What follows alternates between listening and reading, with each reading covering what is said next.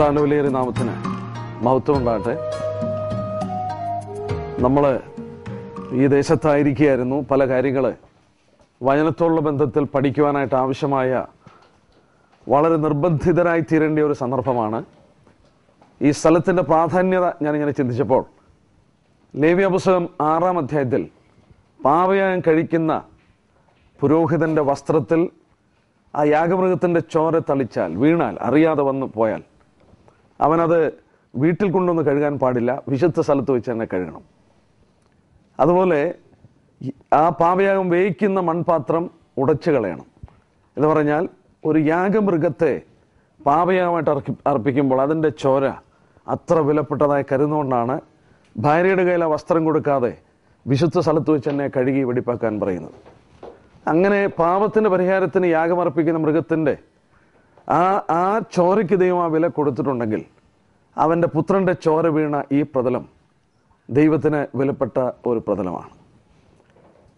ഈ സ്ഥലം അത് ആ ബന്ധത്തിൽ ചിന്തിച്ചാൽ, ലേവ്യർ 6 ചിന്തിച്ചാൽ തന്നെ വളരെ വിലപ്പെട്ടിരിക്കുന്നു എന്ന് നമുക്ക് ഓർക്കാനായിട്ട് സാധിക്കും. ഞാൻ ഓർപ്പിക്കുകയുണ്ടായി, ഭൂമിയുടെ മധ്യഭാഗമാണ്. ഞാൻ ആ സ്ഥലത്തുള്ള ബന്ധത്തിൽ ഒന്ന് എടുക്കണമെന്ന് വിചാരിച്ചാണ്. ദൈവം എന്തിനാണ് ഈ മധ്യഭാഗം ഇവർക്ക് കൊടുത്തതെന്ന് ഒരുപക്ഷെ ചിന്ത നമ്മുടെ മനസ്സിൽ വന്നേക്കുന്നത്. ഞാൻ കാണിപ്പാനിക്ക് ദേശത്തോട്ട് പോകാൻ പറഞ്ഞു.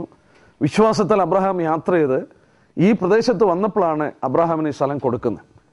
ഈ സ്ഥലം ഇന്ന് അബ്രഹാമിന് കൊടുത്ത ഭൂപ്രദേശം അത്രയും യഹൂദന് കിട്ടിയിട്ടില്ല, ഒരു കാലത്തും കിട്ടിയിട്ടില്ല. എന്നാൽ ഭാവിയിൽ അത് കിട്ടാൻ പോവുകയാണ്. അവർക്ക് വാഗ്ദത്തം ചെയ്തിരിക്കുന്നത്, ഉൽപ്പത്തി 17 പഠിച്ചാൽ ഏതാണ്ട് ഈജിപ്തിൽ കൂടെ ഒഴുകുന്ന നദി, പ്രോബബ്ലി അത് നൈൽ നദിയായിരിക്കണം. ആ നദി തുടങ്ങി യൂഫ്രട്ടസ് വരെയുള്ള ഭാഗത്തിൻ്റെ മധ്യത്തിലുള്ള സ്ഥലമാണ്. യൂഫ്രട്ടസ് ഒഴുകുന്നത് ഇറാഖിൽ കൂടെയാണ്. ഇറാഖ് സിറിയയിൽ കൂടെയാണ്. ഇറാഖിൻ്റെയും സിറിയയുടെയും അവിടം തൊട്ട് ഇന്ന് കാണുന്ന ലെബനോൻ, ഈ ജോർഡാൻ, ഈ ഭാഗങ്ങൾ മുഴുവൻ കവർ ചെയ്ത് ഏതാണ്ട് ഈജിപ്തിൻ്റെ ആ ഫെർട്ടൈൽ ലാൻഡിൻ്റെ അവിടം വരെ ഇസ്രയേലിന് വാഗ്ദത്തം ചെയ്ത ഭൂമിയാണ്. അവരുടെ ചരിത്രത്തിൽ അത് കിട്ടിയിട്ടില്ല. എനിക്ക് തോന്നുന്നു ശലോമോൻ്റെ കാലത്ത് പോലും അത് കിട്ടിയിട്ടില്ല. എന്നാൽ അത് കർത്താവായ യേശുക്രിസ്തു മടങ്ങി വരുമ്പോൾ അതങ്ങനെ സംഭവിക്കും. എന്നാൽ ഇന്ന് അവർ വളരെ കുറച്ച് സ്ഥലം മാത്രമേ അവരുടെ കയ്യിലുള്ളൂ. എന്തിനാണ് അതങ്ങനെ സംഭവിച്ചിരിക്കുന്നത് എന്നുള്ളത് നമുക്ക് അല്പസമയം ചിന്തിച്ചു നോക്കാം. ഇസ്രയേലിൽ നമ്മൾ കാണുന്ന കൃഷിഭൂമിയിൽ ഏറിയ പങ്ക് കൃഷിഭൂമികളും കിബുട്സ് കൃഷിഭൂമികളാണ്. അതായത് കൂട്ടുകൃഷികളാണ്. ഒരു പറ്റം ആളുകൾ ഒന്നിച്ച് പാർത്ത് അവരൊന്നിച്ച് കൃഷി ചെയ്യുന്ന ഇടമാണ് ഈ കിബുട്സ് കൃഷിയിടങ്ങൾ എന്ന് പറയുന്നത്. ജെരമ്യ 31 ഞാൻ അവരെ മടക്കി കൊണ്ടുവരുമ്പോൾ കിബുട്സിൽ പാർപ്പിക്കുമെന്ന് തന്നെ വാക്യമുണ്ട്. നമ്മുടെ മലയാള ഭാഷയുള്ള ബന്ധത്തിൽ അത് വന്നിട്ടില്ല, എന്നാൽ അത് അങ്ങനെ തന്നെയാണ് വാക്യം.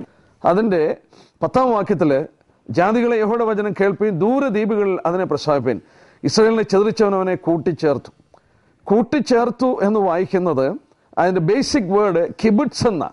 ഇന്ന് modern kibbutzim, he who scattered Israel will gather them in kibbutzim, അവരെ കിബുട്സിൽ കൂട്ടിച്ചേർക്കും എന്നാണ് അതിൻ്റെ ശരിയായിട്ടുള്ളൊരു ട്രാൻസ്ലേഷൻ വരേണ്ടി. നമ്മളത് നമ്മുടെ കൺമുമ്പിൽ കണ്ടുകൊണ്ടിരിക്കുകയാണ്. കൃഷിയുള്ള ബന്ധത്തിലൊക്കെ ഞാൻ ഓർപ്പിച്ചു, ഭയങ്കരമായിട്ട് ഫ്രൂട്ട്സുകളും ഫ്ലവേഴ്സും കയറ്റി അയച്ച് അത്ഭുതം ലോകത്തിൽ നടന്നുകൊണ്ടിരിക്കുകയാണ്. നോക്കുക, എന്നാൽ ഈ ഭൂമി ഞാൻ ഓർപ്പിച്ച പോലെ 60 വർഷം മുമ്പ് ലേവ്യർ 26-ലും ആവർത്തനം 28-ലും പറഞ്ഞിരിക്കുന്ന പോലെ അത് ചെമ്പ് പോലെയും ഇരുമ്പ് പോലെയും ഞാൻ ആക്കുമെന്ന് പറഞ്ഞത് ലിറ്ററലി അത് സംഭവിച്ചു. നമ്മൾ ഓർക്കണം, ഇത് ഈ പ്രതലത്തിൽ ഒരു മുന്തിരിക്കൊല 2 പേർ ഒന്നിച്ച് ചുമന്നുകൊണ്ട് പോയ സ്ഥലമാണ്. അത്ര ഫെർട്ടൈലായിരുന്നു. ആ ഫെർട്ടൈലായ ഭൂമിയെ ദൈവം ഇരുമ്പ് പോലെയും ചെമ്പ് പോലെയും ആക്കുമെന്ന് പറഞ്ഞു. അത് പാലും തേനും ഒഴുകുന്ന നാടായി ഇത്ര ഫെർട്ടൈലായിട്ട് ഇത് കിടന്നതിൻ്റെ കാരണം ഇവിടെ ദൈവം കൃത്യമായി കൊടുത്തുകൊണ്ടിരുന്ന മഴയാണ്. എന്നാൽ ആ മഴ ദൈവം നിർത്തിക്കളയെന്ന് പറഞ്ഞു. നിങ്ങൾ എന്നെ അനുസരിക്കാതെ വന്നാൽ ആ മഴ നിർത്തിക്കളയെന്ന് പറഞ്ഞു. ഇന്നും അവർക്ക് വേണ്ടവണ്ണം ആ വിധത്തിൽ മഴ കിട്ടിയിട്ടില്ലെങ്കിലും ഈ ഇസ്രായേലിനെ ഇവിടെ നിന്ന് ദൈവം ചെതറിച്ചു കഴിഞ്ഞപ്പോൾ ഈ ഭൂമിയിൽ മഴ നിന്നു. ഈ ഭൂമിയിൽ മഴ നിന്നെന്ന് മാത്രമല്ല, വീണ്ടും ഇവിടെ മഴ പെയ്യാൻ തുടങ്ങിയത് ഇവർ മടങ്ങി വന്ന ശേഷമാണ്. അത് ദൈവത്തിൻ്റെ വചനത്തിൽ രേഖപ്പെടുത്തിയിട്ടുണ്ട്. യെശയ്യാവ് 5, ജെരമ്യാവ് 3 ഈ ഭാഗങ്ങളിലൊക്കെ വായിക്കുന്നുണ്ട്. മഴ നിർത്തും, നിങ്ങളുടെ പാപങ്ങൾ നിമിത്തം മുൻമഴയും പിന്മഴയും നിർത്തും. ജെരമ്യാവ് 5. എന്നാൽ പിന്നീട് ഇവർ മടങ്ങി വരുമ്പോൾ മേഘങ്ങളോട് ഞാൻ കൽപ്പിക്കും, വീണ്ടും മഴ പെയ്യുവാനായിട്ട് ആവശ്യപ്പെടും. അങ്ങനെ കാലാവസ്ഥയ്ക്ക് വ്യതിയാനം വരുത്തി ദൈവം പറഞ്ഞ പോലെ ശൂന്യമാക്കി പ്രദേശത്തെ തീർത്ത് ഇന്ന് ഈ ഭൂമിയിൽ നമ്മൾ ശ്രദ്ധിച്ചാൽ ഇത് ഫെർട്ടൈലായിട്ട് ഭയങ്കരമായ കൃഷി നടക്കുന്നു. ഇവിടുത്തെ കെട്ടിടങ്ങൾ പണിതുകൊണ്ടിരിക്കുന്നു. പാഴും ശൂന്യമായി കിടന്നത് വീണ്ടും കെട്ടിടങ്ങൾ പണിയുന്നു. അതങ്ങനെ സംഭവിക്കുമെന്ന് ദൈവം പറഞ്ഞു. മൂന്നാമത് നമ്മൾ ഓർത്തു, ലാംഗ്വേജ് റീസ്റ്റോർ ചെയ്തിരിക്കുന്നു. നാലാമത്, ഈ പ്രദേശത്ത് മനുഷ്യരില്ലായിരുന്നു. 1882 യഹൂദന്മാർ ഏതാണ്ട് 12,000 പേരെ ഉണ്ടായിരുന്നുള്ളൂ. ഇന്ന് 55 ലക്ഷം ആളുകളിവിടെ കടന്നു വന്നു കഴിഞ്ഞു. എന്നാൽ ഇതിലധികം യഹൂദന്മാർ അമേരിക്കയിൽ കിടപ്പുണ്ട്. ഏതാണ്ട് 60 ലക്ഷം ആളുകളോളം അമേരിക്കയിലുണ്ട്. എന്നാൽ 55 ലക്ഷം ആളുകളോട് വന്നു.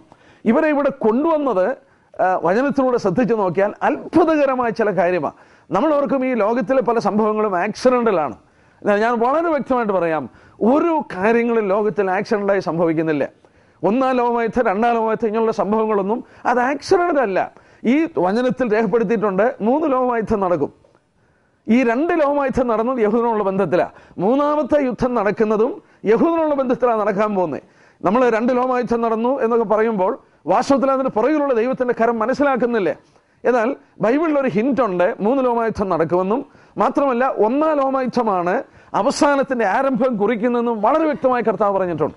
അത് കർത്താവിന്റെ വരവിന് മുമ്പ് അങ്ങനെ സംഭവിക്കേണ്ടിയാണെന്ന് രേഖപ്പെടുത്തിയിട്ടുണ്ട്. എസെക്കിയേൽ 21-ാം അധ്യായത്തില് 26-ാം വാക്യം, കർത്താവ് ഇപ്രകാരം അരുളി ചെയ്തു, ഞാൻ മകുടം നീക്കി കിരീടം എടുത്തു കളയും എന്ന്. അതങ്ങനെ ഇരിക്കില്ല. ഞാൻ താണതിനെ ഉയർത്തുകയും ഉയർന്നതിനെ താഴ്ത്തുകയും ചെയ്യും. ഞാനതിന് ഉന്മൂലനാശം വരുത്തും. അതിന് അവകാശമുള്ളവൻ വരുവോളം അതില്ലാതിരിക്കും. അവന് ഞാനത് കൊടുക്കും. അവിടെ വായിച്ചു നോക്കിയാൽ overturn, I will overturn until he comes whose right it is and I will give to him. ഈ ഭൂമിയിൽ അവകാശ രാജാവായി വരുവൻ പിറന്നു. അവനെ വേണ്ട എന്ന് പറഞ്ഞ് അവനെ തിരസ്കരിച്ച് ക്രൂശിച്ചു കളഞ്ഞു. എന്നാൽ ഇവിടെ വായിക്കുന്നു 110-ാം സങ്കീർത്തനം 1-ാം വാക്യത്തില്, നീ എൻ്റെ വലത്തുഭാഗത്തിരിക്കുക, നിന്റെ ശത്രുക്കൾ നിന്റെ പാദപീഠമാകുവോളും നീ എൻ്റെ വലത്തുഭാഗത്തിരിക്കണം എന്ന് പറഞ്ഞു. എന്നാൽ ഈ വാക്യത്തിൽ നമ്മൾ വായിച്ചു, അതിന് അവകാശമുള്ളവൻ മടങ്ങി വരുന്നത് വരെ I will overturn 3 times. 3 പ്രാവശ്യം ഞാൻ തകിടം മറിക്കും. 3ാമത് തകിടം മറിയുമ്പോൾ വേദപുസ്തകത്തിൽ രേഖപ്പെടുത്തിയതുപോലെ സകല ജാതികളും ഗോത്രങ്ങളും ഒരുപോലെ കരയും, അവനൊന്ന് വന്നാൽ മതി. എന്നാൽ 1ാം ലോകയുദ്ധം അന്ത്യത്തിന്റെ ആരംഭം കുറിക്കുകയാണ്. അത് മനസ്സിലാക്കാൻ മത്തായിയുടെ സുവിശേഷം 24-ാം അധ്യായം എടുത്താൽ മതി. നമ്മുടെ കർത്താവ് പറഞ്ഞ വാക്യം നമ്മൾ ധരിക്കുന്നതിൽ നിന്ന് അല്പം വിഭിന്നമായി ചിന്തിക്കേണ്ട ഒരാവശ്യമുണ്ട്. അത് ഫസ്റ്റ് വേൾഡ് വാറിന്റെ ബിഗിനിങ് ആണ് കർത്താവ് പറഞ്ഞതെന്നുള്ളത് അവിടെ സൂക്ഷിച്ചാൽ കാണാൻ സാധിക്കും. സാധാരണ നമ്മൾ ചിന്തിക്കാത്തൊരു ഭാഗമാണ്. ഞാൻ പറയുന്ന വാക്യം മാത്രം ഒന്ന് ശ്രദ്ധിക്കുക, കാരണം അത് എക്സ്പ്ലെയിൻ ചെയ്യാനായിട്ട് സമയമില്ല. ആ 24-ാം അധ്യായത്തിലെ അതിന്റെ 3-ാം വാക്യം, നിന്റെ വരവിനും ലോകാവസാനത്തിനും അടയാളം എന്തെന്ന് പറഞ്ഞാണെന്ന് പറഞ്ഞു. കർത്താവ് സംസാരിച്ചു വരുന്നു. 6-ാം വാക്യം, നിങ്ങൾ യുദ്ധങ്ങളെയും യുദ്ധശ്രുതികളെയും കുറിച്ച് കേൾക്കും, ചഞ്ചലപ്പെടാതിരിപ്പാൻ സൂക്ഷിച്ചോളുവിൻ. ഇത് സംഭവിക്കേണ്ടതാണ്, എന്നാൽ അത് അവസാനമല്ല. എപ്പോഴാണ് അവസാനമെന്ന് ചോദിച്ചപ്പോൾ കർത്താവ് അങ്ങോട്ട് പറയുക, നിങ്ങൾ യുദ്ധങ്ങളൊക്കെ കേൾക്കും, ചഞ്ചലപ്പെടരുത്, അത് അവസാനമല്ല. അവസാനമല്ല എന്ന് പറഞ്ഞിട്ട് അടുത്ത വാക്യം ശ്രദ്ധിച്ചോണം. അടുത്ത ഭാഗ്യം എന്താ പറയുന്നത്? ജാതി ജാതിയോടും രാജ്യം രാജ്യത്തോടും എതിർക്കും, ക്ഷാമവും ഭൂകമ്പവും അവിടെ ഇവിടെ ഉണ്ടാകും, എങ്കിലും ഇതൊക്കെ ഈറ്റുനോവിന്റെ ആരംഭമാണ്. This is the beginning of birth pang. കർത്താവിനോട് ചോദിച്ചു, എന്താണ് അന്ത്യത്തിന്റെ അടയാളം? കർത്താവ് പറഞ്ഞു, യുദ്ധങ്ങളെ കുറിച്ചൊക്കെ കേൾക്കും, അതൊന്നും അന്ത്യമല്ല. എന്നാൽ ഒരു ആരംഭം കർത്താവ് പറയുകയാണ്, ഇവിടെ ഈറ്റുനോവ് തുടങ്ങിയാണ്.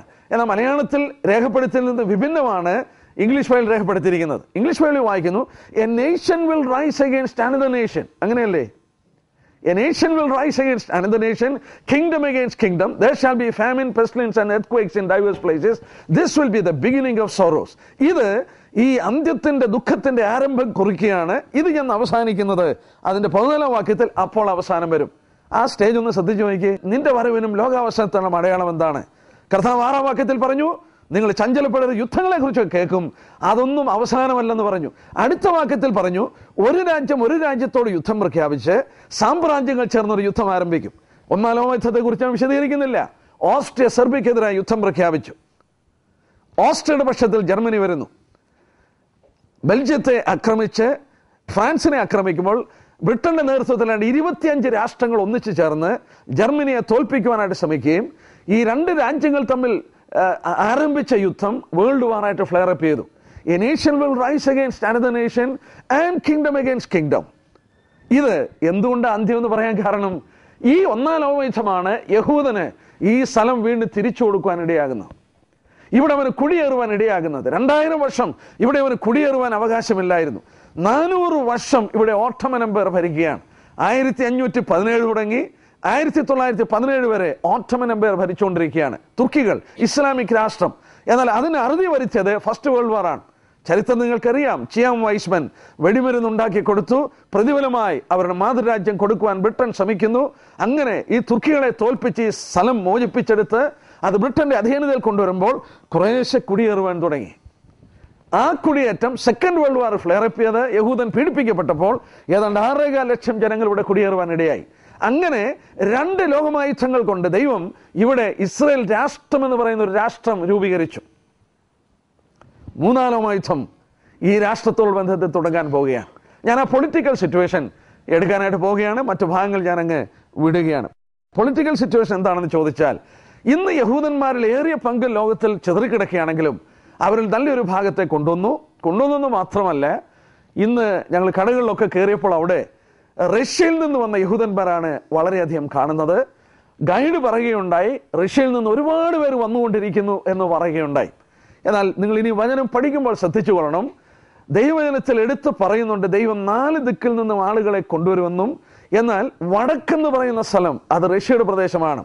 ആ സ്ഥലത്തോട് ദൈവം സംസാരിക്കുന്നുണ്ട്, വളരെ ശക്തമായി ദൈവം സംസാരിക്കുന്നുണ്ട്. വടക്ക് നിന്ന് അവരെ വിട്ടുകൊടുക്കണം. ഞാൻ വേണേൽ ഒരു വാക്യം കാണിക്കാം. യെശയ്യാപ്രവചനം 43 എടുത്താട്ടെ. നമ്മൾ ആ വേൾഡ് പൊളിറ്റിക്സ് ഒന്ന് ചിന്തിക്കുമ്പോഴാണ് ആ വാക്യത്തിന്റെ മഹത്വം മനസ്സിലാകുന്നത്. യെശയ്യാപ്രവചനം 43 6-ാം വാക്യം നോക്കിയാട്ടെ. 43:6 അവിടെ വായിക്കുന്നു. ഞാൻ അതിന് 5 തൊട്ട് വായിക്കാം. ഭയപ്പെടേണ്ട, ഞാൻ നിന്നോടുണ്ട്. നിന്റെ സന്തതിയെ കിഴക്കിന്ന് വരുത്തും, പടിഞ്ഞാറ് നിന്ന് ശേഖരിക്കും. ഞാൻ വടക്കിനോട് തരികയെന്നും തെക്കിനോട് തടുത്തു വെക്കരുതെന്നും കൽപ്പിക്കും. വടക്കിനോട് പറയുന്നു ഗിവ് അപ്പ്, വിട്ടു തരുവാനായിട്ട് ആവശ്യപ്പെടുകയാണ്. 25 ലക്ഷം 25 ലക്ഷം യഹൂദന്മാർ റഷ്യയിൽ ഉണ്ടായിരുന്നു. എന്നാൽ അവിടെ കമ്മ്യൂണിസ്റ്റ് ഗവൺമെന്റ് അവരെ വിട്ടുകൊടുക്കില്ലായിരുന്നു. കുടിയേറുവാൻ 5000 പേരിലധികം ആളുകൾക്ക് ഒരു വർഷം ഒരു കാരണവശാലും സാധ്യമല്ലായിരുന്നു. റഷ്യയിൽ ഏതാണ്ട് 25 ലക്ഷം കടക്കുന്ന യഹൂദന്മാർക്ക് കുടിയേറ്റം സാധ്യമല്ലായിരുന്നു. എന്നാൽ ദൈവം നൂറ്റാണ്ടുകൾക്ക് മുമ്പ് പറഞ്ഞു, ഞാൻ ഓരോ ദിക്കിൽ നിന്നും വരുത്തുമ്പോൾ വടക്കിനോട് പറയും ഗിവ് അപ്പ്, വിട്ടുകൊടുക്കാനായിട്ട് പറയും. കമ്മ്യൂണിസം തകരുന്നു. ഗോർബച്ചോവിന്റെ പുതിയ സിദ്ധാന്തങ്ങൾ അവിടെ വന്നു. ഇവർക്ക് ഇമിഗ്രേഷൻ ലോ കുറച്ചുകൂടെ ലിബറലാക്കി. ഈ റഷ്യയിൽ നിന്ന് ആളുകൾ കുടിയേറി. ഇന്നിവിടെ ആ ഗൈഡ് പറയുകയുണ്ട്, ഒരുപക്ഷെ ഇനി അടുത്ത ഇവിടുത്തെ പ്രൈം മിനിസ്റ്റർ റഷ്യക്കാരനാകുമോ എന്ന് സംശയിക്കുന്ന വിധത്തിൽ റഷ്യക്കാരിവിടെ ഒരുപാട് കുടിയേറുന്നു. അതോട് ചേർത്ത് വായിക്കുന്നില്ല. ജെരമ്യാ പ്രവചനം 3:12, 16, 14, 16 ഈ അധ്യായങ്ങളിലൊക്കെ വടക്കിനുള്ള ബന്ധത്തിൽ എടുത്ത് ദൈവം പറയുന്നുണ്ട്. ഇവിടെ ശ്രദ്ധിക്കേണ്ട കാര്യം, ദൈവത്തിൻ്റെ കരമാണ് ഇവരെ കൊണ്ടുവരുന്നത്. എന്നാൽ ഇവർ മടങ്ങി വന്നു. നമ്മൾ ശ്രദ്ധിച്ചു നോക്കിയാൽ ഇവരെ ഏറിയ പങ്കും ഇവര് മതഭക്തരല്ല. മതഭക്തരായ ഒരു ചെറിയ ന്യൂനപക്ഷമുണ്ട്. ടെലവീവ് ഇവിടുത്തെ ഏറ്റവും വലിയ പട്ടണം. ആ ഗൈഡ് ഞങ്ങളോട് പറയുകയായിരുന്നു, ലണ്ടനെക്കാട്ടിൽ മോശമായി ജീവിക്കുന്നു. ഞാൻ പറഞ്ഞതെല്ലാം പറയുന്നില്ല. വളരെയധികം മോഡേൺ ആയിട്ട് യാതൊരു ദൈവഭയമില്ലാതെ, ദൈവഭക്തി എന്ന് പറയുന്ന തൊട്ടുതേക്കാതെ, ഞാൻ മനസ്സിലാക്കിയത് ഇവിടെ വന്നിരിക്കുന്ന 50% ഇവിടുത്തെ പോപ്പുലേഷൻ എത്തിസ്റ്റാണ്, നിരീശ്വരന്മാരാണ്. യേശുക്രിസ്തു വിശ്വസിക്കുന്നെന്ന് മാത്രമല്ല, അവർ ദൈവത്തിലെ വിശ്വസിക്കുന്നില്ല. ഏകസത്യ ദൈവത്തെക്കുറിച്ച് പഠിപ്പിച്ചിരുന്ന ഇവര് ഏതാണ്ട് 50%ഓളം അവർ നിരീശ്വരന്മാരെ, യാതൊരു മതഭക്തിയുമില്ലാതെ അവർ കിടക്കുകയാണ്. എന്നാൽ കർത്താവിനോടൊരു പ്രത്യേക സ്നേഹമുണ്ട്. അതുകൊണ്ട് അടുത്ത രാഷ്ട്രീയ കാര്യത്തിലേക്ക് ഇവരെ നടത്താൻ പോവുകയാണ്. ഞാൻ ഇതിലെയൊക്കെ യാത്ര ചെയ്യുമ്പോഴൊക്കെ ചിന്തിക്കുന്നതാണ്, ഈ പണിത് വെച്ചിരിക്കുന്നതൊക്കെ ഇടിയാൻ പോവുകയാണല്ലോ, ഇതൊക്കെ തകരാൻ പോവുകയാണല്ലോ, ഇവരാണോ ഇനി പീഡിപ്പിക്കപ്പെടാൻ പോകുന്നതെന്ന് ഞാൻ പലപ്പോഴും ഓർത്തുപോയി. നോക്കുക, ഒരു വാക്യം നമുക്ക് വായിക്കാം. ഞാൻ അതോടുള്ള ബന്ധത്തിൽ ബാക്കി സമയം എടുക്കാമെന്ന് ആഗ്രഹിക്കുകയാണ്. എസെക്കിയേൽ പ്രവചനം 22-ാം അധ്യായം നോക്കിയാട്ടെ. ഇന്ന് ഇവിടെ കുടിയേറി ഇവർ വന്നു. ദൈവത്തിൻ്റെ കരം ഇവിടെ വളരെ വ്യക്തമായി പ്രവർത്തിച്ചു. 22-ാം അധ്യായം അതിൻ്റെ 17 വാക്യം. യഹോവയുടെ അരുളപ്പാട് എനിക്കുണ്ടായി, മനുഷ്യപുത്ര, ഇസ്രായേൽ ഗൃഹം എനിക്ക് കിട്ടമായി തീർന്നിരിക്കുന്നു. They have become dross. അവരെല്ലാവരും ഉലയുടെ നടുവിൽ താമ്രവും വെളുത്തിയും ഇരുമ്പും കറുത്തിയും തന്നെ. അവർ വെള്ളിയുടെ കിട്ടമായി തീർന്നിരിക്കുന്നു. അതുകൊണ്ട് യഹോവ കർത്താവ് ഇപ്രകാരം അരുളി ചെയ്യുന്നു, നിങ്ങളെല്ലാവരും കിട്ടമായി തീർന്നിരിക്കൊണ്ട് ഞാൻ നിങ്ങളെ യെരൂശലേമിന്റെ നടുവിൽ കൂട്ടും. വെള്ളിയും താമ്രവും ഇരുമ്പും കറുത്തിയും വെളുത്തിയും ഉലയുടെ നടുവിലിട്ട് ഊതി ഉരുക്കുന്ന പോലെ ഞാൻ എൻ്റെ കോപത്തിലും എൻ്റെ ക്രോധത്തിലും നിങ്ങളെ കൂട്ടി ഉരുക്കും. ഞാൻ നിങ്ങളെ കൂട്ടി എൻ്റെ ക്രോധാഗ്നിയിൽ നിങ്ങളുടെ മേൽ ഊതും. അങ്ങനെ നിങ്ങൾ അതിൻ്റെ നടുവിൽ ഉരുകിപ്പോകും. ഉലയുടെ നടുവിൽ വെള്ളി ഉരുകിപ്പോകുന്നത് പോലെ നിങ്ങൾ അതിൻ്റെ നടുവിൽ ഉരുകിപ്പോകും. യഹോവയായ ഞാൻ എൻ്റെ ക്രോധം നിങ്ങളെ പറഞ്ഞിരിക്കുന്നു നിങ്ങൾ അറിയും. അതിൻ്റെ 19-ാം വാക്യം നോക്കിയാട്ടെ. യഹോവയെ കർത്താവ് ഇപ്രകാരം അരുളിച്ചു, നിങ്ങളെല്ലാവരും കിട്ടമായി തീർന്നു, അതുകൊണ്ട് ഞാൻ നിങ്ങളെ യെരൂശലേമിന്റെ നടുവിൽ കൂട്ടും. കിട്ടമാകുക എന്ന് പറഞ്ഞാൽ വിലപ്പെട്ട തങ്കം മറ്റ് ലോഹങ്ങൾ ചേർന്ന് മലിനപ്പെട്ടു പോകുമ്പോൾ അതിന് പറയുന്നതാണ് ഡ്രോസ്. യഹൂദനെ നോക്കി കർത്താവ് പറയുകയാണ്, നിങ്ങളെല്ലാവരും എനിക്ക് കിട്ടമായി പോയി. കിട്ടമായി പോയത് കൊണ്ട് ഞാൻ നിങ്ങളെ യെരുശലേമിന്റെ നടുവിൽ കൂട്ടും, അവിടെ ഇട്ട് നിങ്ങളെ ഞാൻ പ്യൂരിഫൈ ചെയ്യാൻ പോവുകയാണ്. ഈ വാക്യം നിവർത്തിക്കപ്പെടുവാൻ രാഷ്ട്രീയഗതി വാസ്തവത്തിൽ ഒരുക്കപ്പെട്ടത് 1967 1967. നമുക്കറിയാം, നമ്മൾ ഈ ടൂർ നടന്നപ്പോൾ നമ്മൾ കേട്ടു, നമ്മൾ മനസ്സിലാക്കിയിട്ടുള്ള പോലെ 1967 വരെ ആ യെരുശലേമും വെസ്റ്റ് ബാങ്കും ജോർഡാന്റെ കയ്യിലായിരുന്നു. ജോർഡാൻ എന്ന് പറയുന്ന രാഷ്ട്രം എങ്ങനെ രൂപീകരിച്ചു എന്നുള്ളത് നിങ്ങൾ പ്രത്യേകം മനസ്സിലാക്കണം. പ്രവചനത്തിൽ അതിനെക്കുറിച്ച് പരാമർശമുണ്ട്. ഒന്നാം ലോകയുദ്ധത്തിൽ യഹൂദന് കൊടുക്കുവാൻ വേണ്ടി ബ്രിട്ടീഷുകാർ മോചിപ്പിച്ചെടുത്ത ഈ സ്ഥലം 2/3 ഭാഗം യഹൂദന് കൊടുക്കാതെ കർവ് ചെയ്തെടുത്ത് ഹെഷ്മനൈറ്റ് കിങ്ഡം ഓഫ് ജോർഡൻ എന്ന് പറയുന്ന ഒരു രാഷ്ട്രം ബ്രിട്ടീഷുകാരെ രാഷ്ട്രീയ നേട്ടത്തിന് വേണ്ടി ഉണ്ടാക്കിയതാണ്. ഇനിയൊരു വാക്യം നിർത്തി ജെറമ്യാ പ്രവചനം, ഈ ഭാഗത്തിലേക്ക് തിരിഞ്ഞു വരാം. ജെറമ്യാ പ്രവചനം 49 അധ്യായം നോക്കാം. ഈ ജോർഡനെ കുറിച്ചുള്ള പ്രവചനം 49 വാക്യം. അമ്മോന്യരെ കുറിച്ച്, ജോർഡനെ കുറിച്ചുള്ള പ്രവചനമാണ്. യഹോവ ഇപ്രകാരം അരുളി ചെയ്യുന്നു, ഇസ്രായേലിൽ പുത്രന്മാരില്ലയോ, അവൻ അവകാശമില്ലയോ, പിന്നെ മാൽക്കോം ഗാദിനെ അവകാശമാക്കി അവന്റെ ജനം അതിന്റെ പട്ടണങ്ങളിൽ പാർക്കുന്നതെന്ത്? ആകയാൽ ഞാൻ അമ്മോന്യരുടെ രബ്ബയിൽ യുദ്ധത്തിന് ആർപ്പുള്ളി വരുത്തും, കാലം വരുത്തും എന്ന് യഹോവയുടെ അരുളപ്പാട്. അത് ശൂന്യമായി കൽക്കുന്നായും അതിന്റെ പുത്രി നഗരങ്ങൾ തീപിടിച്ച് വെന്തുപോകും. ഇസ്രായേൽ തന്നെ കൈവശമാക്കിയവനെ കൈവശമാക്കും. ദൈവം ചോദിക്കുകയാണ്, എൻ്റെ ജനങ്ങളില്ലയോ, പിന്നെ എന്തിനാ നിങ്ങൾ അവിടെ പാർക്കുന്നത്? ഇസ്രായേൽ തന്നെ കൈവശമാക്കിയവരെ കൈവശപ്പെടുത്തും. ഫസ്റ്റ് വേൾഡ് വാർ കഴിഞ്ഞ് ഇസ്രായേലിന് കൊടുക്കേണ്ട ഭൂമി ഹെഷ്മനൈറ്റ് കിങ്ഡം ഓഫ് ജോർഡൻ എന്ന് പറയുന്ന ഭൂമി ഉണ്ടാക്കി കൊടുക്കുകയാണ്. അമ്മോന്യരെ കുറിച്ച്, അമ്മാന്യരും മോവാബ്യരും ലോത്തിന്റെ പിൻഗാമികളാണ്. അവരുടെ പിൻഗാമികളാണ് ഈ ജോർഡാൻ. അവരോട് ദൈവം ചോദിക്കുകയാണ്, എൻ്റെ ജനത്തിന് പുത്രന്മാരില്ലേ, പിന്നെ നിങ്ങൾ എന്തിനാ അവിടെ പാർക്കുന്നേ? താഴോട്ട് വായിക്കുന്നുണ്ട്, ഇസ്രായേൽ തന്നെ കൈവശമാക്കിയവനെ കൈവശപ്പെടുത്തും. ഇസ്രായേൽ അത് ആ ഭൂമി കരസ്ഥമാക്കും. ഞാൻ പറഞ്ഞു വരട്ടെ, ശേഷിക്കുന്ന ഈ 1/3 സ്ഥലത്തിൽ നിന്നാണ് ഇസ്രായേൽ രാഷ്ട്രം രൂപീകരിച്ചതും UN അന്ന് പലസ്തീനികൾക്ക് വെച്ചുകൊടുത്തതും. എന്നാൽ പലസ്തീനികളും അറബികളും റിജക്റ്റ് ചെയ്യുന്നു. ഇസ്രായേൽ ഒരു സ്വതന്ത്ര രാഷ്ട്രമാകുന്നു. ഈ സ്വതന്ത്ര രാഷ്ട്രമാകുമ്പോഴും അവരുടെ ഏറ്റവും പുണ്യഭൂമിയായ യെരുശലേം അവർക്കില്ല, അത് ജോർദാന്റെ കയ്യിലാണ്. എന്നാൽ അറബി രാജ്യങ്ങൾ ചിന്തിച്ചു, മൂന്നാമതൊരു യുദ്ധം ഞങ്ങൾക്ക് നടത്തി ഇവരെ അങ്ങ് ഇല്ലായ്മ ചെയ്തേക്കാം. നാസറിന്റെ നേതൃത്വത്തിൽ നമ്മൾ കണ്ട പടിഞ്ഞാറെ ആ മെഡിറ്ററേനിയൻ കടലിലോട്ട് ഇവരെ തെള്ളിക്കളയാം എന്ന വ്യാമോഹത്തിൽ 5 രാജ്യങ്ങൾ ഒന്നിച്ച് യുദ്ധത്തിന് കൂടി. ഈജിപ്തിന്റെ ഏതാണ്ട് 80,000 സൈന്യം തെക്ക് ഭാഗത്തും, സിറിയയുടെ 40,000 സൈന്യം വടക്ക് ഭാഗത്തും, ജോർഡന്റെ 40,000 സൈന്യങ്ങൾ അതിന്റെ കിഴക്ക് ഭാഗത്തും, സൗദി അറേബ്യയുടെ 25,000 സൈന്യവും ഇസ്രായേലിന്റെ 3 ഭാഗവും സൈന്യങ്ങൾ കൊണ്ട് വളഞ്ഞു. 3 ഭാഗം. പിന്നീടുള്ളത് പടിഞ്ഞാറെ മെഡിറ്ററേനിയൻ ഭാഗമാണ്. നാസർ റേഡിയോയിൽ കൂടെ പ്രഖ്യാപിച്ചു, ഇവരെ തെള്ളി അങ്ങ് ഈ സമുദ്രത്തിലോട്ട് അങ്ങ് കളയാം എന്ന് പറഞ്ഞു. അത് സംഭവിച്ചു പോയനെ. എന്നാൽ അവിടെ നടന്ന സംഭവങ്ങൾ നമുക്കറിയാം. നേരം വെളുക്കുന്നതിന് മുമ്പ് പ്രഭാതത്തിൽ അറബി രാജ്യങ്ങളുടെ എയർപോർട്ടുകൾ അവർ ബോംബ് ചെയ്ത് തീവച്ച് 3 രാജ്യങ്ങളുടെ എയർഫോഴ്സ് ഇല്ലാതാക്കി. അവർ പാരട്രൂപ്പ് ഭടന്മാർ 2ാമത്തെ ദിവസം യെരുശലേമിൽ നമ്മൾ കണ്ട പുരാതന യെരുശലേമിൽ കാലുകുത്തി. അവർ കാലുകുത്തിയെന്ന് മാത്രമല്ല, അവർ കൈകൾ ആ കല്ലിൽ വെച്ചുകൊണ്ട് അന്നത്തെ സൈന്യാധിപനായ മോശയാദാൻ പറഞ്ഞു, we have come to the holiest of holies, we will never leave here again. ഇനി അവളെ വിട്ടുകൊടുക്കില്ല. 1980 ജൂലൈയിലെ ലോകത്തോട് അവർ പ്രഖ്യാപിച്ചു, യെരുശലേം ഞങ്ങളുടെ നിത്യ തലസ്ഥാനമാണ്.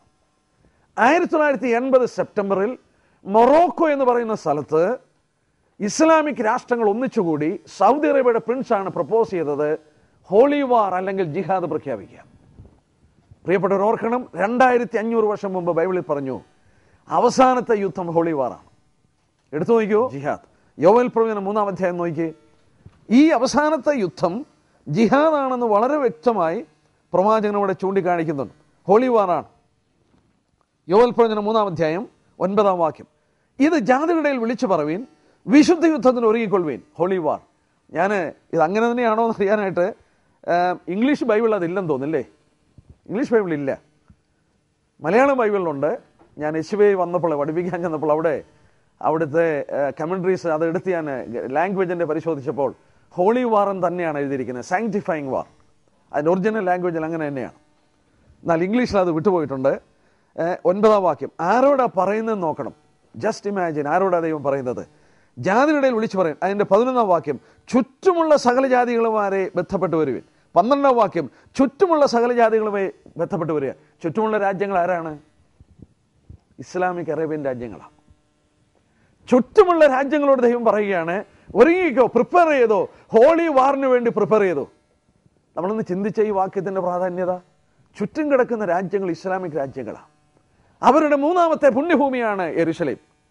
ഈ യെരുശലേം മോചിപ്പിക്കുവാൻ പുറപ്പെടുത്ത് അവർ തീരുമാനിച്ചിരിക്കുന്ന കാര്യങ്ങളാണ്. പക്ഷേ അവർക്ക് ഇസ്രായേലിനോടുള്ള സൈനിക ബലം കൊണ്ട് അവർക്ക് ചെയ്യാൻ സാധിക്കുന്നില്ല എന്നേ ഉള്ളൂ. എന്നാൽ സംഭവിക്കാൻ പോവുകയാണ്. നമ്മൾ നോക്കുക, ദൈവം പറഞ്ഞത് എസെക്കിയേൽ 22 എന്താ? നിങ്ങൾ കിട്ടമായി തീർന്നുകൊണ്ട് നിങ്ങളെ ഞാൻ യെരുശലേമിന്റെ നടുവിലിട്ട് ഒരുക്കാൻ പോവുകയാണ്. യഹൂദനെ യെരുശലേമിന്റെ നടുവിൽ ശുദ്ധീകരിക്കാൻ പോവുകയാണ്. ആ ശുദ്ധീകരണത്തിന് ദൈവം പറഞ്ഞു ചുറ്റുമുള്ള ജാതികൾക്ക്. സഖറിയാവ് 12 വായിക്കുന്നുണ്ട്, I will make it a cup of drunkenness. സഖറിയാവ് chapter 12 വാക്യം നോക്കിയാട്ടെ. സഖറിയാവ് chapter 12 verse 1. അവിടെ യെരുശലേമിനെ കുറിച്ച് പറയുമ്പോൾ ഈ യെരുശലേം അത് ഈ ചുറ്റുമുള്ള രാജ്യങ്ങളിൽ തന്നെ ദൈവം എടുത്ത് പറയുന്നുണ്ട്. അതിന്റെ 12-ാം അധ്യായത്തിന് 1 പ്രവാചകം ഇസ്രായേലിനെ കുറിച്ചുള്ള യഹോവയുടെ അരുളപ്പാട്. ആകാശം വിരിക്കുകയും ഭൂമിയുടെ അടിസ്ഥാനങ്ങൾ ഇടുകയും മനുഷ്യന്റെ ആത്മാവിനെ അവന്റെ ഉള്ളിൽ നിർമ്മിക്കുകയും ചെയ്തിരിക്കുന്ന യഹോവയുടെ അരുളപ്പാട്.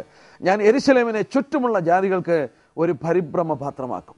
I will make Jerusalem a cup of drunkenness towards the surrounding nations. നമ്മൾ ഓർത്ത് നോക്കണം, നമ്മൾ ജീവിക്കുന്ന കാലഘട്ടം. Surrounding nations are Arab countries, Islamic countries. ഈ ഇസ്ലാമിക് അറബ് കൺട്രീസിന് I am going to make Jerusalem a cup of drunkenness. മദ്യം കുടിക്കുന്ന പ്രതീതിയാണ് ഈ ചുറ്റുമുള്ള ജാതികൾക്ക് ഈ ജെറുസലേം എന്ന വിഷയത്തെക്കുറിച്ച് അവർ ഓർക്കുമ്പോൾ. യെശയ്യാവ് 29-ന്റെ 9-ാം വാക്യം അതോട് ചേർത്ത് വായിച്ചാൽ അത് ഈ പ്രവചനമാണ് അവിടെ പറയുന്നത്. നമ്മളത് വായിക്കുമ്പോൾ അരിയേലെ അരിയേലെ എന്നൊക്കെ വായിക്കും, പക്ഷേ യെരുശലേമിനെ കുറിച്ചാണ് പറയുന്നത്. യെശയ്യാ പ്രവചനം 29-ാം അധ്യായം. അയ്യോ അരിയേലെ അരിയേലെ, ഏരിയൽ എന്നാണ്, ഏരിയൽ ഷാരോൺ എന്ന് പറയുന്നത് അതേ പദമാണ്. ഏരിയൽ അരിയേലെ അരിയേലെ, ദാവീദ് പാളയം ഇറങ്ങിയിരുന്ന നഗരമേ. ദാവീദ് പാളയം ഇറങ്ങിയത് ഈ സിയോൻ യെരുശലേമാണ്. ആ നഗരത്തോടുള്ള ബന്ധത്തിൽ എടുത്തു പറയുന്നത് നോക്കിയാട്ടെ. 9-ാം വാക്യം, വിസ്മയിച്ച് സ്തംഭിച്ചു പോകുവിൻ, അന്ധത പിടിച്ച് കുരുടരായിരിപ്പീൻ.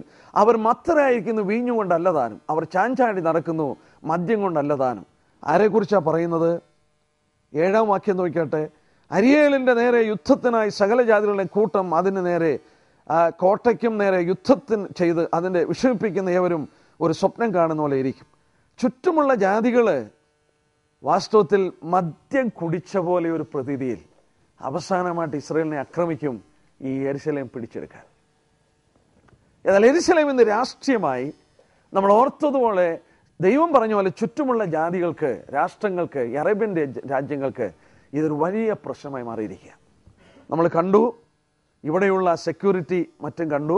ഇസ്രായേലിൻ്റെ കയ്യിലുള്ള ഭൂമി വിട്ട് അപ്പുറത്തോട്ട് കയറിയാൽ അവിടെ ചെക്ക് പോയിന്റ്, 2 ചെക്ക് പോയിന്റ്. ഈ അറബികളെയും ഇസ്രായേലിനെയും തമ്മിൽ വേർതിരിച്ചിരിക്കുന്ന മതിലുകൾ, വളരെ ശക്തമായ ഈ കാവൽ കൊണ്ട് ഈ ടെററിസത്തെ അല്പമൊന്ന് നിയന്ത്രിച്ചുകൊണ്ട് അവർ നിൽക്കുകയാണ്. ഇതധികം പോകത്തില്ല. ഓരോ ദിവസം കഴിയുന്നതോളം ഈ യെരുശലേം പ്രോബ്ലമായി വർദ്ധിച്ചുകൊണ്ടിരിക്കുകയുള്ളൂ. ഈ യെരുശലേം മൂർച്ഛിച്ച് ചുറ്റുമുള്ള ജാതികൾ ഇവർക്കെതിരായി വന്ന് ഈ പട്ടണത്തിൽ ഏതാണ്ട് പകുതി വീണ്ടും പ്രവാസത്തിൽ പോകും. Exactly half of the city അത് ഓൾഡ് ജെറുസലേമാണ്. നോക്ക്, അവർ പിടിച്ചെടുത്തത് ഹാഫ് ഓഫ് ദ സിറ്റിയാണ്. സഖറിയാവിൽ രേഖപ്പെടുത്തിയിട്ടുണ്ട് പട്ടണത്തിൽ പാതി വീണ്ടും പ്രവാസത്തിലേക്ക് പോകുമെന്ന് പറയുന്നുണ്ട്. നോക്ക്, അതിനുള്ള രാഷ്ട്രീയ ചുറ്റുപാട് ഒരുങ്ങിയിരിക്കുക. എന്നാൽ ഞാനൊരു വേദഭാഗം കൂടെ വളരെ ഗൗരവമായിട്ടൊന്ന് ചൂണ്ടിക്കാണിക്കട്ടെ. സഖറിയ പ്രവചനം ഒന്ന് എടുക്കാം. ഇതോടുള്ള ബന്ധത്തിൽ ഒന്ന് നമുക്ക് പരിശോധിച്ച് നോക്കാം. ഈ സഖറിയ പ്രവചനത്തിൽ അത് ഞാൻ മനസ്സിലാക്കി കൊടുക്കാനായിട്ട് ഇങ്ങനെ പറയാറുണ്ട്, 2 പ്രാവശ്യമേ burden of the word of the Lord എന്ന് ഈ സഖറിയാവിൽ പറയുന്നുള്ളൂ. The burden of the word, Malayalam translation അത് വന്നിട്ടില്ല. 9-ാം അധ്യായത്തിലും 12-ാം അധ്യായത്തിലുമാണ് അത് വരുന്നത്. The burden of the word of the Lord. ഈ burden of the word of the Lord എന്ന് ആദ്യം പറയുന്നത് 9-ാം അധ്യായത്തിലാണ്. 9-ാം അധ്യായത്തിൽ പറഞ്ഞിട്ട് 9, 10, 11 3 അധ്യായങ്ങൾ ചേർത്ത് പറയുക. പിന്നീട് burden of the word of the Lord എന്ന് 12-ാം അധ്യായത്തിൽ പറഞ്ഞ് 12, 13, 14 അധ്യായത്തിൽ പറയുക. ആദ്യം burden of the word of the Lord എന്ന് പറയുമ്പോൾ കർത്താവിൻ്റെ 1-ാം വരവിനെ കുറിച്ചാണ് പറയുന്നത്. 1-ാം വരവിനെ കുറിച്ച് 9-ന്റെ 9 വായിക്കുന്നുണ്ട്, സിയോൻ പുത്രി ഇതാ നിന്റെ രാജാവ് സൗമ്യനായി നിന്റെ അടുക്കൽ കഴുതക്കുട്ടിയുടെ പുറത്ത് കയറി വരുന്നത് 9:9 പറയുന്നു. എന്നാൽ അതിൻ്റെ 11-ാം അധ്യായം അവസാനിക്കുന്നു. 9, 10, 11 അവസാനിക്കുമ്പോൾ അവരുടെ ആ ഇടയനെ അവർ തള്ളിക്കളഞ്ഞ് തുമ്പുകെട്ട ഇടയനെ അവർ സ്വീകരിക്കുന്നു, അന്തിക്രിസ്തുവിനെ സ്വീകരിക്കുന്നു. എന്നാൽ 12-ാം അധ്യായത്തിൽ burden of the word of the Lord, യഹോവയുടെ വചനത്തിൻ്റെ ഭാരമെന്ന് പറഞ്ഞ് പ്രവചനം ആരംഭിക്കുന്നു. ആ പ്രവചനം 12, 13, 14 അധ്യായങ്ങൾ, ഈ 3 അധ്യായങ്ങൾ ഒരൊറ്റ പ്രവചനമായിട്ട് പറഞ്ഞിരിക്കുന്നു. മനസ്സിലാക്കാൻ ഞാൻ എളുപ്പം പറഞ്ഞുതരാം. ഈ 3 അധ്യായം ശ്രദ്ധിച്ചു നോക്കിയാൽ 16 പ്രാവശ്യം അന്നാളിൽ എന്ന പദം പറയുന്നുണ്ട്. അന്നാളിൽ ഒരു മാല കൊണ്ട് ഇങ്ങനെ കോർത്തിരിക്കുന്ന പോലെ chapter by chapter, part by പാർട്ടായിട്ട് അന്നാളിൽ എന്ന പദം കൊണ്ട് ഈ 3 ചാപ്റ്ററിനെ ബന്ധിച്ചിരിക്കുന്നു. ഒരു വലിയ പ്രാധാന്യതയ്ക്ക് വേണ്ടി ഞാനത് എടുക്കുകയാണ്. ഒന്ന് ഓടിച്ചു നോക്കിയ ബൈബിളുള്ളവരെ, അതിൻ്റെ 12-ാം അധ്യായത്തിൻ്റെ 3-ാം വാക്യം, അന്നാളിൽ ഞാൻ യെരൂശലേമിനെ ജാതികൾക്ക് ഭാരമുള്ള കല്ലാക്കും. 4-ാം വാക്യം, അന്നാളിൽ അത് സംഭവിക്കും.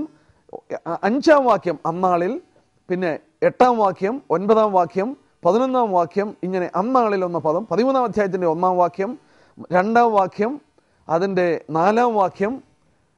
14-ാം അധ്യായത്തിൽ വരുമ്പോൾ 4-ാം വാക്യത്തിൽ അന്നാളിൽ, ഇങ്ങനെ വായിച്ച് പോയാൽ 16 പ്രാവശ്യം അന്നാളിൽ എന്ന പദം കൊണ്ട് ഈ 3 അധ്യായത്തെ ലിങ്ക് ചെയ്തിരിക്കുന്ന കാണാൻ സാധിക്കും. അന്നാളിൽ എന്താ സംഭവിക്കാൻ പോകുന്നത് നോക്കിയേ. നമ്മൾ ഇങ്ങനെ വായിക്കുന്നു, 4-ാം വാക്യം, അന്നാളിൽ അവൻ്റെ കാൽ യെരൂശലേമിന് കിഴക്കുള്ള ഒലിമലയിൽ നിൽക്കും, ഒലിമല കിഴക്ക് പടിഞ്ഞാറായി നടുവെ പിളർന്നു പോകും എന്ന് വായിക്കുന്നു. അന്നാളിൽ ഓൺ ദ ഡേ ദൈവം ചില കാര്യങ്ങൾ ചെയ്യും. അന്നാളിൽ അതിന് ഏറ്റവും പ്രധാനം, അവൻ്റെ കാൽ ഒലിമലയിൽ നിൽക്കും, ഒലിമല 2ആയി കയറിപ്പോകും. വീണ്ടും വായിക്കുന്നുണ്ട്, അതിൻ്റെ 5-ാം വാക്യത്തിൻ്റെ അവസാനം, എൻ്റെ ദൈവമായ യഹോവ തന്നോടുകൂടെ സകല വിശുദ്ധന്മാരും വരും. 9-ാം വാക്യം, അന്നാളിൽ യഹോവ ഏകനും തൻ്റെ നാമം ഏറ്റവുമായിരിക്കും, യഹോവ സർവ്വഭൂമിക്കും രാജാവായിരിക്കും. കർത്താവ് മടങ്ങി വന്ന് രാജാവായി വാഴാൻ പോകുന്ന കാര്യമാണ് അവിടെ രേഖപ്പെടുത്തുന്നത്. എന്നാൽ ഇവിടെ ഒരു വാക്യം ചോദിച്ചോട്ടെ, ഈ 16 പ്രാവശ്യം അന്നാളിൽ എന്ന് പറഞ്ഞ് ലിങ്ക് ചെയ്ത് കർത്താവിൻ്റെ കാൽ അന്നാളിൽ ഒലിമലയിൽ നിൽക്കും എന്ന് പറഞ്ഞ് കർത്താവിൻ്റെ മഹത്വ പ്രത്യക്ഷത പറയുമ്പോൾ, ഈ അന്നാളിൽ എന്ന പ്രോഗ്രാം എന്നാ തുടങ്ങുന്നതെന്നുള്ളത് അറിയാൻ വേണ്ടിയാണ് ഞാൻ ഇത്രയും പറഞ്ഞത്. ദൈവം അന്നാളിൽ എന്ന് പറയുന്ന ഈ പ്രോഗ്രാം എന്നാ ആരംഭിക്കുന്നത്? കർത്താവിൻ്റെ 2ാം വരവാണ്. അന്നാളിൽ അവൻ്റെ കാലം യെരൂശലേമിന് കിഴക്കുള്ള ഒലിമലയിൽ നിൽക്കും, ഒലിമല 2ആയി കീറിപ്പോകും. അന്നാളിൽ അവൻ തൻ്റെ വിശുദ്ധന്മാരുമായി മടങ്ങി വരും, അവൻ സർവ്വഭൂമിക്കും രാജാവാകും. ഈ കാര്യങ്ങൾ പറയുമ്പോൾ എന്നാ അത് തുടങ്ങുന്നതെന്നറിയാമോ? യെസ്, അതിൻ്റെ 3-ാം വാക്യം നോക്കിയാട്ടെ, അന്നാളിൽ ഞാൻ യെരൂശലേമിനെ സകല ജാതികൾക്ക് ഭാരമുള്ള കല്ലാക്കി വെക്കും, ഭൂമിയിലെ സകല ജാതികളും അതിന് വിരോധമായി കൂടി വരും. ദൈവം യെരൂശലേമിനെ ജാതികൾക്ക് ഭാരമുള്ള കല്ലാക്കി വെച്ചു കഴിഞ്ഞാൽ അന്നാളിൽ എന്ന പ്രോഗ്രാം ആരംഭിക്കുകയാണ്. അത് അവസാനിക്കണമെങ്കിൽ കർത്താവിൻ്റെ മഹത്വ പ്രത്യക്ഷത വരണം. മറ്റു വിധത്തിൽ പറഞ്ഞാൽ, യേശുക്രിസ്തുവിന്റെ മഹത്വ പ്രത്യക്ഷതയ്ക്ക് മുമ്പ് യെരൂശലേം ഭാരമുള്ളൊരു കല്ലായി മാറണം. ലോകത്തിൽ ആർക്കും പരിഹരിപ്പാൻ വയ്യാത്ത ഒരു രാഷ്ട്രീയ പ്രശ്നമാണ് യെരൂശലേം എന്ന് പറയുന്ന പ്രശ്നം. അറബി രാജ്യങ്ങളും പലസ്തീനികളും ഒരുപോലെ ആവശ്യപ്പെടുന്നു, അവർക്ക് പഴയ യെരൂശലേം അവരുടെ തലസ്ഥാനമായി വേണം. ഇസ്രായേൽ പ്രഖ്യാപിക്കുന്നു, തങ്ങൾ ഒരു കാരണവശാലും ഇത് വിട്ടുകൊടുക്കില്ല. ഇസ്രായേലിന്റെ വൈസ് പ്രൈം മിനിസ്റ്റർ അടുത്ത സമയത്ത് ഫ്യൂ ഡേയ്സ് ബാക്ക് പ്രഖ്യാപിച്ചു, യെരൂശലേം നെഗോഷിയേഷൻ ടേബിൾ കൊണ്ടുവരാം. എന്തിനാ ഇത് പറഞ്ഞതെന്ന് അറിയത്തില്ല, ഇത് തന്ത്രപൂർവ്വമായി ചില കളിക്ക് വിട്ടിരിക്കുന്നതാണോ നമുക്കറിയില്ല. ഏതായാലും വീണ്ടും യെരൂശലേം പ്രശ്നമായി മാറുകയാണ്. വചനത്തിൽ ഓർപ്പിച്ച പോലെ യെരൂശലേം ഭാരമുള്ള കല്ലായി തീരുകയാണ്. എൻ്റെ പ്രിയപ്പെട്ട സഹോദരി സഹോദരന്മാരെ, അത് സംഭവിക്കുന്നത് കർത്താവിൻ്റെ വരവിൽ ചെന്നേ അവസാനിക്കുള്ളൂ. ഇന്ന് യെരൂശലേം ഭാരമുള്ള കല്ലായി മാറിക്കഴിഞ്ഞു. എന്നാൽ ഇതിനു മുമ്പ് സഭ മാറ്റപ്പെട്ടെങ്കിലേ കഴിയുള്ളൂ. ദൈവസഭ മാറ്റപ്പെടാതെ ഇതിൻ്റെ ബാക്കി ഭാഗം പൂർത്തീകരിക്കാൻ കഴിയില്ല. വേറൊരു വാക്യം അതോടുള്ള ബന്ധത്തിൽ ഞാൻ ഓർപ്പിക്കട്ടെ. ലൂക്കോസ് 21:24 കർത്താവ് പറഞ്ഞതാണ്, ജാതികളുടെ കാലം തികയുന്നതുവരെ ജാതികൾ യെരൂശലേമിനെ ചവിട്ടിക്കളയും. ക്രിസ്തുവിന് 600 വർഷം മുമ്പ് ജാതികളുടെ കരത്തിൽ അവകാശം പോയതാണ് യെരൂശലേം. 1967 യുദ്ധത്തിലാണ് അവർ തിരിച്ചു പിടിക്കുന്നത്. BC 600 തൊട്ട് ജാതികൾ യെരൂശലേമിനെ ഭരിച്ചു വന്ന് 1967 അവർ തിരിച്ചു കെടുത്തപ്പോൾ കർത്താവ് പറഞ്ഞ വാക്കെന്നോർത്തി, ജാതികളുടെ കാലം തികയുന്നതുവരെ ജാതികൾ യെരൂശലേമിനെ ചവിട്ടിക്കളയും. ഒരു വിധത്തിൽ പറഞ്ഞാൽ ജാതികളുടെ കാലം തീരുകയാണ്. ഞാൻ പലപ്പോഴും ഓർപ്പിക്കാറുണ്ട്, ഒരു എക്സ്റ്റെൻഡഡ് പീരീഡ് നമുക്ക് തന്നിരിക്കുന്ന പോലെയാണ്. തീർന്നുവെന്ന് വേണേൽ പറയാം, പക്ഷെങ്കിൽ we are living in extended period. എപ്പം വേണമെങ്കിലും കർത്താവിന് മടങ്ങി വരാം. സഭയെ മാറ്റിക്കഴിഞ്ഞ് അടുത്ത പദ്ധതിയിലേക്ക് കർത്താവിന് കയറാം എന്നുള്ളത് വളരെ വ്യക്തമായി മനസ്സിലാക്കാനായിട്ട് സാധിക്കുന്നു. ഇവിടെ ഈ യെരുശലേമിനെ എന്തിനാണ് ഇങ്ങനെ ഭാരമുള്ള കല്ലാക്കുന്നത്? യെരുശലേമിൻ്റെ ചൂട് എന്തിനാണ് കൂട്ടുന്നത്? നമ്മൾ ഓർത്തുകൊണ്ടിരുന്ന പോലെ അവരെ ഈ തീച്ചൂളയുടെ മധ്യത്തിലിട്ട് ഉരുക്കാനാണ്. കുവൈറ്റിലെ സാദം ഹുസൈൻ കയറിയപ്പോൾ, കുവൈറ്റിൽ സാദം ഹുസൈൻ കയറി, നിങ്ങൾക്കറിയാം, കുവൈറ്റിൽ നിന്ന് ഒത്തിരി പേരോട് വന്നിട്ടുണ്ട്. കുവൈറ്റിൽ സാദം ഹുസൈൻ കയറിയപ്പോൾ എന്തിനാണ് ലോകരാഷ്ട്രങ്ങൾ അവിടെ ചെന്ന് അവരെ മോചിപ്പിച്ചത്? അതേ രാഷ്ട്രീയ നിലയല്ലേ യെരുശലേമിലുള്ള ബന്ധത്തിൽ? 67 യുദ്ധത്തിൽ ഇസ്രായേൽ അത് പിടിച്ചെടുത്തതല്ലേ? പിന്നെ എന്തുകൊണ്ടാണ് ലോകരാഷ്ട്രങ്ങൾ മൗനമായിരിക്കുന്നത്? UN റെസൊല്യൂഷൻ 181 അനുസരിച്ച് അവർ പിടിച്ചെടുത്ത സ്ഥലം ഒരു രാഷ്ട്രത്തിനും വെച്ചുകൊണ്ടിരിക്കാൻ സാധിക്കില്ല, വിട്ടുകൊടുത്തേ ഒക്കുള്ളൂ. അങ്ങനെയാണ് ലോകരാഷ്ട്രങ്ങൾ കുവൈറ്റിനെ മോചിപ്പിച്ചതെങ്കിൽ ദൈവജനത്തിൽ പറയുന്നു, സകല ജാതികളും യെരുശലേമിനോടെതിരെ യുദ്ധത്തിന് വരും, മോചിപ്പിക്കുവാൻ വരും. വന്നെങ്കിലേ സാധിക്കുള്ളൂ. പക്ഷെ ഇപ്പൊ എന്താ വരാത്തത്? അമേരിക്ക എന്ന് പറയുന്ന ഒരൊറ്റ രാജ്യം കൊണ്ടാണ്. UN സെക്യൂരിറ്റി കൗൺസിൽ ഈ വിഷയം വരുമ്പോൾ അവർ വീറ്റോ ചെയ്ത് കളയും. എന്നാൽ താമസിയാതെ ഓർത്തോണം, അമേരിക്ക രാഷ്ട്രീയ മണ്ഡലത്തിൽ നാം കാണുന്ന ശക്തിയുള്ള രാഷ്ട്രമായി തീരത്തില്ല. അമേരിക്കയ്ക്ക് സാമ്പത്തികമായി ക്ഷയം സംഭവിക്കും. 6 ട്രില്യണിൽ കൂടുതലാണ് അവരുടെ കടം ഇപ്പോൾ. ഞാൻ ഓർത്തിട്ടുണ്ട് ഇവർക്ക് ആരായി കടം കൊടുക്കുന്നതെന്ന്. എനിക്ക് മനസ്സിലായിരുന്നില്ല. ഇവർക്ക് 6 ട്രില്യൺ കടമുണ്ടെന്ന്. ഈ കടം ആരാ കൊടുക്കുന്നതെന്ന് എനിക്ക് അറിയത്തില്ലായിരുന്നു. എന്നാൽ ആരാ കൊടുക്കുന്നതെന്ന് അറിയാമോ? നമ്മളൊക്കെയാണ് കൊടുക്കുന്നത്. ഏഷ്യൻ രാജ്യങ്ങളാണ്. അതായത് നമ്മൾ ഉണ്ടാക്കുന്ന, ഇന്ത്യ, ചൈന മുതലായവർ ഉണ്ടാക്കുന്ന പ്രൊഡക്റ്റുകൾ ഏറ്റവും അധികം വിൽക്കുന്ന കൺസ്യൂമർ മാർക്കറ്റ് എന്ന് പറഞ്ഞ അമേരിക്കൻ മാർക്കറ്റാണ്. ചൈനയുടെയും ഇന്ത്യയുടെയും പ്രൊഡക്റ്റുകൾ അങ്ങനെ കോടിക്കണക്കിന് അങ്ങോട്ട് ഡോളറിൻ്റെ വിൽക്കുമ്പോൾ ഇവർക്ക് കിട്ടുന്ന ഫോറിൻ എക്സ്ചേഞ്ച് മറുകൈ കൊണ്ട് അമേരിക്കയ്ക്ക് കടം കൊടുത്തുകൊണ്ടിരിക്കുക. ഇത് കടം കൊടുക്കും, അമേരിക്ക വീണ്ടും ഇവരുടെ സാധനം മേടിക്കും, കടം കൂടിക്കൊണ്ടിരിക്കും, ലാഭം കിട്ടുന്ന വീണ്ടും കൊടുത്തുകൊണ്ടിരിക്കും. ഇങ്ങനെ ഏഷ്യൻ കൺട്രികൾക്ക് ഭയങ്കരമായ കടം ഈ അമേരിക്കൻ ഗവൺമെൻറ് ഉണ്ടാക്കി വെച്ചിരിക്കുകയാണ്. ചൈനയ്ക്കും അതുപോലെ ജപ്പാന്, ഇന്ത്യക്ക്, ഇങ്ങനെയുള്ള രാജ്യങ്ങൾക്ക് ഭയങ്കരമായ ഡെപ്റ്റ് ഉണ്ടാക്കിയിട്ടുണ്ട്. ഇന്നും അത് വിറ്റുകൊണ്ടിരിക്കുക ഈ സൈക്കിള്. അമേരിക്ക അങ്ങനെ ലക്ഷറിയിൽ ജീവിച്ചിട്ട് അതിൽ നിന്ന് ഒട്ടും താഴോട്ട് പോകാൻ അവർക്ക് സാധിക്കില്ല. എന്നാൽ ഈ കടം അവർക്ക് വീട്ടാൻ സാധിക്കില്ല. പക്ഷെ എന്താ സംഭവിക്കുന്നതെന്ന് അറിയാമോ? ഇന്ന് അമേരിക്ക ഈ കടത്തിൻ്റെ പലിശ കൊടുക്കുക. എത്ര പലിശ എന്നറിയാമോ? $1 ബില്യൺ 1 ഡേ. അമേരിക്കയുടെ കടത്തിൻ്റെ പലിശ $1 ബില്യൺ ഒരു ദിവസം വെച്ച് അവർ കൊടുത്തുകൊണ്ടിരിക്കുക. നിങ്ങൾ ചിന്തിക്കുന്നുണ്ടോ ഈ രാഷ്ട്രം ഇങ്ങനെ പോകുമെന്ന്? ഈ രാഷ്ട്രം അങ്ങനെ പോവില്ല. എന്നാൽ അമേരിക്ക സാമ്പത്തികമായി ഏതെങ്കിലും വിധത്തിൽ ക്ഷീണിച്ചാൽ ഇസ്രായേൽ എന്ന് പറയുന്ന രാഷ്ട്രം ഈ വിധത്തിൽ നിൽക്കത്തില്ല. നോക്കുക, 2 ഭാഗത്ത് ഒരുപോലെ. ഇസ്രായേൽ ഇങ്ങനെ നിലനിന്നത് അമേരിക്കയുടെ ശക്തി കൊണ്ടാണ്. അമേരിക്ക എന്ന് പറയുന്ന രാഷ്ട്രമില്ലായിരുന്നെങ്കിൽ ഇസ്രായേൽ എന്ന് പറയുന്ന രാഷ്ട്രം ഇന്നിവിടെ കാണത്തില്ലായിരുന്നു. എന്നാൽ അമേരിക്ക എക്കണോമിക്കലി നമ്മൾ ഉദ്ദേശിക്കുന്ന പോലെ പിടിച്ചു നിൽപ്പാൻ സാധ്യമല്ലാതെ വരുന്നു. യെരുശലേം അന്തർദേശീയ പ്രശ്നമായിക്കൊണ്ടിരിക്കുന്നു. ഹോശേയ പ്രവചനം 5:15 നോക്കാം. ഇതിൻ്റെ മധ്യത്തിൽ കർത്താവ് പറയുന്നുണ്ട്, ഈ യെരുശലേം പ്രശ്നമായി പീഡനകാലം അതിൻ്റെ മൂർധന്യാവസ്ഥയിൽ വരുമ്പോൾ യഹൂദനുള്ള ബന്ധത്തിലുള്ള ഒരു പ്രവചനം അവിടെ നിവർത്തിക്കപ്പെടുകയാണ്. കർത്താവ് പറഞ്ഞ വാക്കാണത്. പ്രവചനാത്മാവിൽ അത് രേഖപ്പെടുത്തി. ഹോശേയ 5:15, അവർ കുറ്റമേറ്റു പറഞ്ഞ് എൻ്റെ മുഖം അന്വേഷിക്കുവോളും ഞാൻ മടങ്ങിപ്പോയി എൻ്റെ സ്ഥലത്തിരിക്കും. കഷ്ടതയിൽ അവർ എന്നെ ജാഗ്രതയോടെ അന്വേഷിക്കും. അവർ കുറ്റമേറ്റു പറഞ്ഞ് എൻ്റെ മുഖം അന്വേഷിക്കണം. മത്തായി 23:37 വാക്യത്തിലും വായിക്കുന്നുണ്ട്, നിങ്ങളുടെ ഭവനം ശൂന്യമായി തീരും, കർത്താവിൻ്റെ നാമത്തിൽ വരുന്നവൻ അനുഗ്രഹിക്കപ്പെട്ടവൻ നിങ്ങൾ പറയുവോളും നിങ്ങൾ ഇനി എന്നെ കാണില്ല. യഹൂദൻ പറയണം, ഈ ദേശക്കാർ പറയണം അവൻ അനുഗ്രഹിക്കപ്പെട്ടവനാണ്. നമ്മൾ കണ്ടോ വിലാപനൻ്റെ അവിടെ ഞാൻ കുറേയേറെ നേരം അവിടെ പോയി നോക്കി നിന്നു. ഈ പഴയ നിയമ ഏടുകൾ തുറന്നു വെച്ച് ആടി അവിടെ പ്രാർത്ഥിക്കുക. അവർ കരഞ്ഞ് പ്രാർത്ഥിക്കുക. വെറുതെ അല്ല, ലിറ്ററലി കരഞ്ഞ് പ്രാർത്ഥിക്കുകയാണ്. എന്തിനാണെന്നറിയാമോ? മശിഹ മടങ്ങി വരാൻ. മശിഹ വന്ന് അവരുടെ ആലയം പണിയാൻ പ്രാർത്ഥിക്കുക.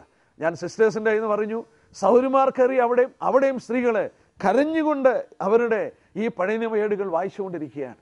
അവരുടെ മശിഹയ്ക്ക് വേണ്ടി കാത്തിരിക്കുകയാണ്. എന്നാൽ അവരുടെ മശിഹ വന്നു പോയി, അവരറിഞ്ഞില്ല. എന്നാൽ ഇവരെ അറിയാൻ പോവുകയാണ്. ആ കറുത്ത കുപ്പായം വിട്ട് നടക്കുന്ന അവരൊക്കെ മനസ്സിലാക്കാൻ പോവുകയാണ്. ഈ വാക്യമനുസരിച്ച് അവർ കുറ്റമേറ്റു പറഞ്ഞ് എൻ്റെ മുഖം അന്വേഷിക്കണം, അതുവരെ ഞാൻ അവിടെ പോയിരിക്കും. അവർ കഷ്ടതയിൽ അവരെന്നെ ജാഗ്രതയോടെ അന്വേഷിക്കും. യഹൂദനെ യെരുശലേമിൻ്റെ നടുവിലിട്ട് ഒരുക്കുമ്പോൾ ഈ പീഡനകാലം അതിൻ്റെ അത്യുച്ചത്തിൽ വരുമ്പോൾ, അവന് പിടിച്ചു നിൽപ്പാൻ യാതൊരു നിവൃത്തിയുമില്ലാതെ വരുമ്പോൾ, അവർ വിശ്വസിച്ചു ഈ അന്തിക്രിസ്തു അവരുടെ മശിഹയാണെന്ന് കരുതി അവർക്ക് രാഷ്ട്രീയ പ്രൊട്ടക്ഷൻ കൊടുത്തുകൊണ്ടിരുന്നു. അവൻ ദേവാലയത്തിൽ കയറിയിരുന്ന ദൈവമാണെന്ന് പറഞ്ഞപ്പോൾ അവരുടെ കണ്ണുകൾ തുറന്നു. ഇവനല്ല മശിഹ എന്നവർക്ക് മനസ്സിലായി. ആ സമയത്ത് സക്കറിയാവ് 12 രേഖപ്പെടുത്തിയ പോലെ യെരൂശലേം നിവാസികളുടെ മേൽ കൃപയുടെയും യാചനയുടെയും ആത്മാവിനെ പകരുന്നു. അവർ കുത്തിമങ്കലേത് നോക്കി കരയുന്നു. ഏകജാതനെ കുറിച്ച് വിലപിക്കുന്ന പോലെ അവർ വിലപിക്കുന്നു. യെശയ്യാവ് 53 അധ്യായം അവർ അന്യോന്യം പറയുന്നു, അവൻ നമ്മുടെ രോഗങ്ങൾക്ക് വേണ്ടി മരിച്ചു, നമ്മുടെ സാക്ഷാൽ യഹോവ അവനെ അടിച്ചു ശിക്ഷിച്ചു എന്ന് നമ്മൾ വിചാരിച്ചു, എന്നാൽ അവൻ നമ്മുടെ പാപങ്ങൾക്ക് വേണ്ടി മരിച്ചു. അവരാ അന്യോന്യം പറയുന്ന വാക്കുകളാണ്. അവരത് പറഞ്ഞു കഴിയുമ്പോൾ കർത്താവിൻ്റെ മഹത്വ പ്രത്യക്ഷത നടക്കും. എന്നാൽ എൻ്റെ പ്രിയപ്പെട്ടവരെ, യഹൂദനെ മടക്കി കൊണ്ടുവന്നു. പ്രവചനങ്ങളിൽ പറഞ്ഞിരുന്ന പോലെ നിവർത്തിക്കപ്പെട്ടു. അടുത്ത സ്റ്റെപ്പ്, സഭ മാറ്റപ്പെട്ടെങ്കിലേ നടക്കുവാൻ കഴിയുള്ളൂ. സഭ മാറ്റപ്പെട്ടെങ്കിലേ നടക്കുവാൻ കഴിയുള്ളൂ. സഭ മാറ്റപ്പെടണം. മാറ്റപ്പെട്ടെങ്കിലേ ഈ യെരൂശലേം ഇന്ന് രാഷ്ട്രീയ പ്രശ്നമായിരിക്കുന്നത് അതിൻ്റെ അത്യുച്ചകോടിയിൽ വന്ന് ആ തീച്ചൂള പൂർണ്ണമായി കത്തി യഹൂദൻ്റെ ആ ഡ്രോസസൊക്കെ മാലിന്യമൊക്കെ അത് ഉരുകി താഴെ വീഴുകയുള്ളൂ. അവൻ കണ്ണു തുറക്കും, അവൻ നോക്കും, കരയും, കർത്താവ് മടങ്ങി വരും. നമ്മൾ കാലത്തോടുള്ള ബന്ധത്തിൽ എത്ര ഗൗരവമായി, എത്ര ഭയങ്കരമായ ഒരു കാലഘട്ടത്തിൽ നമ്മൾ ജീവിക്കുന്നു എന്ന് ഓർക്കുക. എത്ര ഗൗരവമായ ഒരു കാലഘട്ടത്തിൽ ദൈവസഭ ഏത് സമയത്തും മാറ്റപ്പെടാവുന്ന ഒരു സാഹചര്യത്തിൽ വന്നിരിക്കുകയാണ്. ഈ ലോകരാഷ്ട്രീയ സ്ഥിതിയും യെരൂശലേമിൻ്റെ സ്ഥിതിയും യഹൂദൻ്റെ മടങ്ങിവരവും എല്ലാം ഇതുപോലെ നമ്മളെ ഈ കാര്യങ്ങളെ വിളിച്ചു പറയുന്നു. ദൈവം നമ്മളെ സഹായിക്കട്ടെ. ഒരുങ്ങുവാനും ഉണരുവാനും ദൈവം നമ്മളെ സഹായിക്കട്ടെ.